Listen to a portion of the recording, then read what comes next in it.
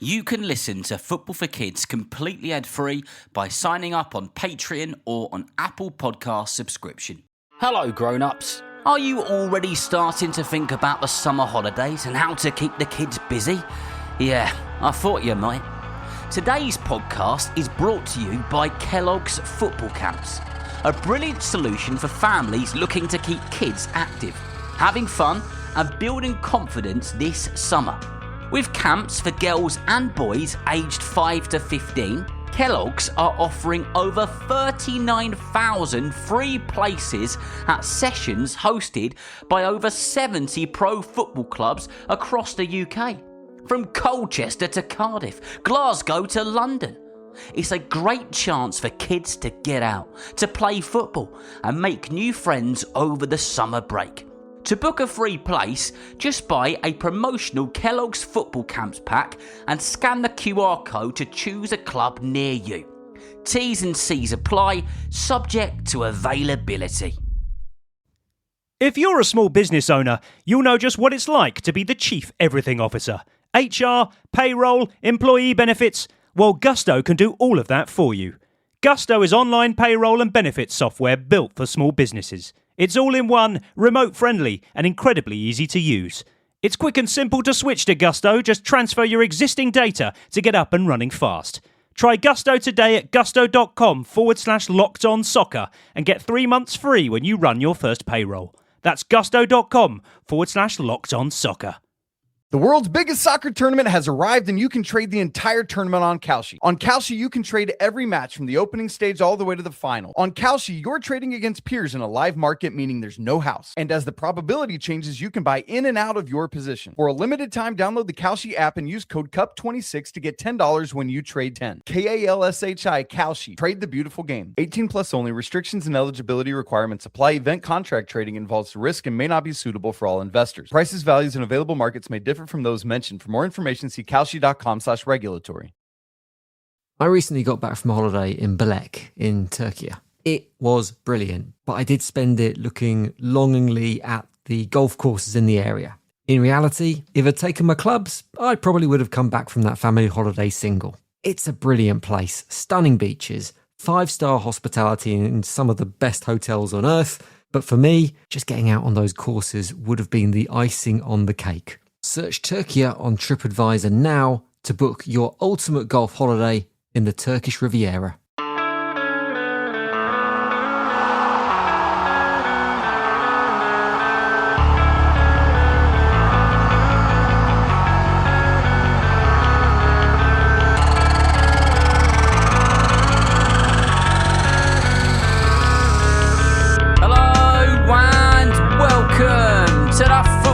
Kids podcast with me, Darren Rees, and welcome to the Mexico versus England FIFA World Cup reaction episode.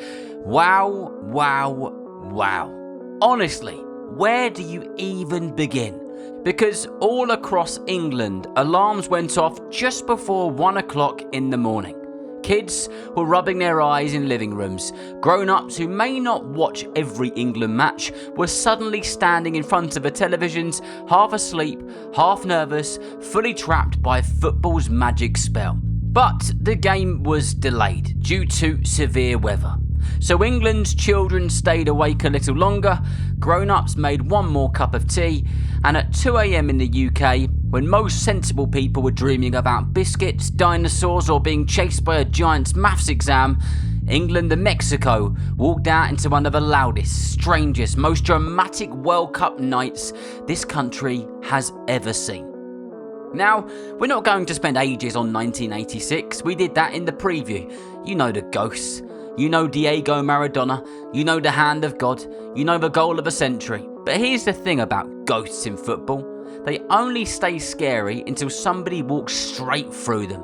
And last night, England walked straight through the ghost. The thunder, the altitude, the noise, the pressure, the red card, the penalties, the panic and the pain. And somehow came out of the other side with one of the great World Cup knockout wins.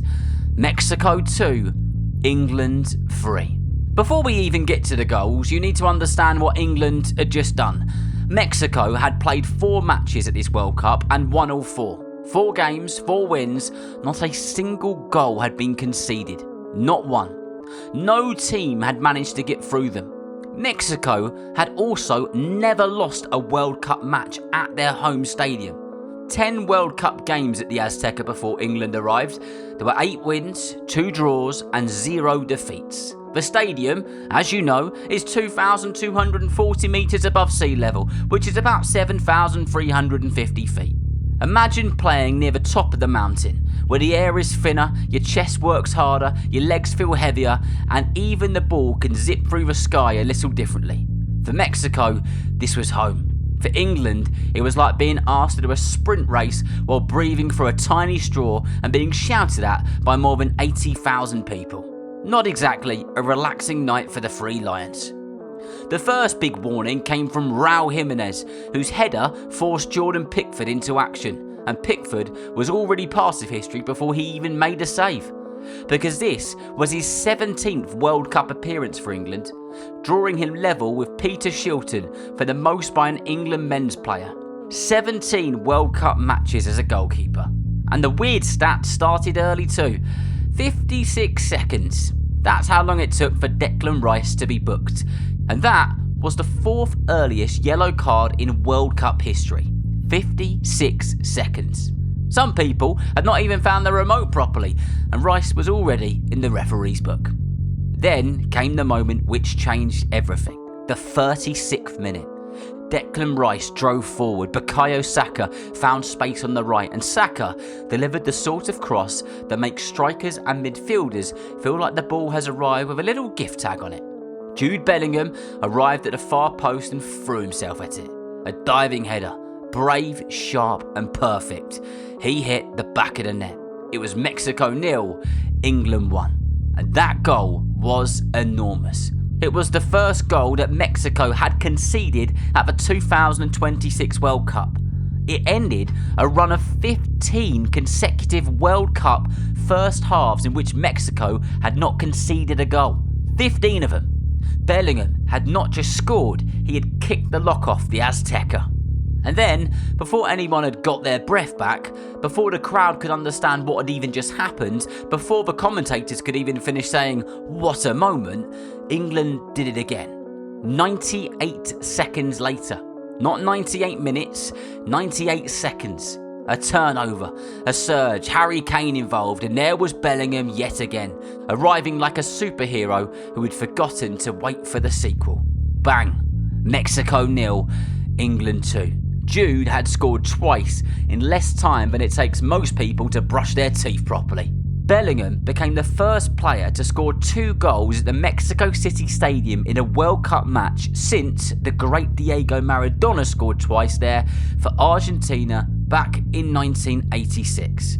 Jude and Maradona, separated by 40 years, 4 decades, linked by 2 goals in the same football cathedral. Jude also moved on to 5 World Cup goals for England, joining Sir Geoff Hurst on that number. That means Bellingham, at just 23 years old, is already level with a man who scored a World Cup final hat-trick in 1966. That is not a stat, that is a thunderbolt wearing a number 10 shirt. That is Jude Bellingham. But Mexico were never going to disappear quietly. No chance. This was their stadium, their storm, their nation roaring behind them. In the 42nd minute, Roberto Alvarado delivered danger. England could not clear it properly, and Mexico hit the back of the net. It was Mexico 1, England 2. It felt like the whole stadium had taken one enormous breath and shouted it into England's faces. And before half-time, Bellingham had to make a last-ditch defensive intervention inside his own box that may have been just as important as the goals.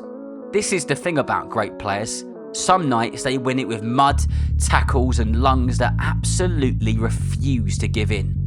Then the second half arrived and football turned into chaos with shin pads on.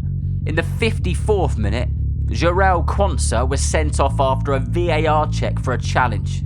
England were down to 10 men, at altitude in the Azteca against a co-host with more than half an hour to play. Quansah became only the 4th England player ever to be sent off at a World Cup, but football can be cruel like that. One moment and suddenly the whole match changes its shape. And yet, somehow, England scored again. Anthony Gordon chased the ball into the box. The Mexican goalkeeper came out. There was contact and England had a penalty. Up stepped the skipper, Harry Kane. Now here is where the numbers start to glow. Kane's penalty made it 3-1. It was his 6th World Cup goal of this tournament. Only 3 times has an England player scored 6 goals at a major tournament. Gary Lineker at the 86 World Cup, Kane himself at the 2018 World Cup, and, you guessed it, Kane again at the 2026 World Cup. It also took him to 14 World Cup goals for England, extending his record as England's top World Cup scorer, the greatest England scorer of all time. But football, being football, immediately threw another banana skin onto the pitch. Mexico won a penalty of their own. It was the 69th minute and they scored. And now came the siege. Not the pressure, not a spell, a proper siege. Mexico finished with 20 shots to England's 6. They had 12 corners to England's 2. Mexico had 37 touches in England's box, compared with England's 14 in Mexico's box. Mexico completed 418 passes, England 195. Mexico had around 2/3 of the ball. England's possession was just 33.2%. Their lowest in a World Cup match since records began in 1966. But sometimes football is not about just having the ball. Sometimes football is about refusing to let the ball break your heart. And my goodness, England refused. John Stones, Mark Gahey, Big Dan Burn, Jed Spence, Jordan Pickford. Every white shirt became part footballer, part brick wall. England made 49 clearances.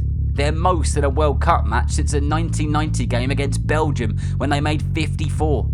49 against Mexico. That is 49 times somebody threw a head, a boot, a knee, a shoulder, or possibly their whole soul in front of danger and said, nope, not today. Thomas Tuchel changed the shape, brought in defenders, locked the doors, bolted the windows and told England to survive. It was not glamorous, it was not pretty, it was glorious, sometimes defending in art. Then came the whistle. Mexico players sank to the turf in their home stadium, their national stadium. England players ran, stumbled, hugged, shouted and probably wondered whether their legs still belonged to them.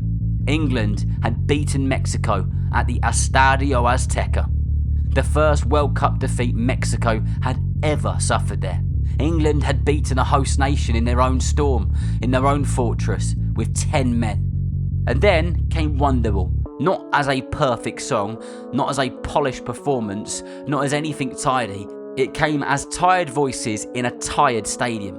England players, drained and aching, walked over to the travelling supporters and sang with them. No need to quote the words, you know the tune, you know the lyrics, you know the feeling. The moment when football stops being a scoreboard and becomes something else. A memory, a lump in the throat, a little pocket of people in white shirts surrounded by green, singing into the Mexican night because they'd seen something they may never forget.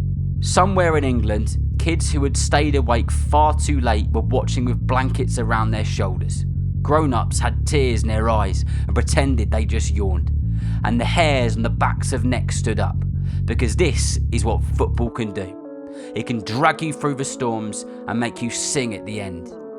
So Football for Kids listeners, remember this match not just because Jude Bellingham scored twice in 98 seconds. Remember it not just because Harry Kane kept rewriting England's record books. Remember it not just because Pickford joined Shilton, or because Quansah joined the red card list, or because England made 49 clearances, or because Mexico had never lost a World Cup match in that stadium before.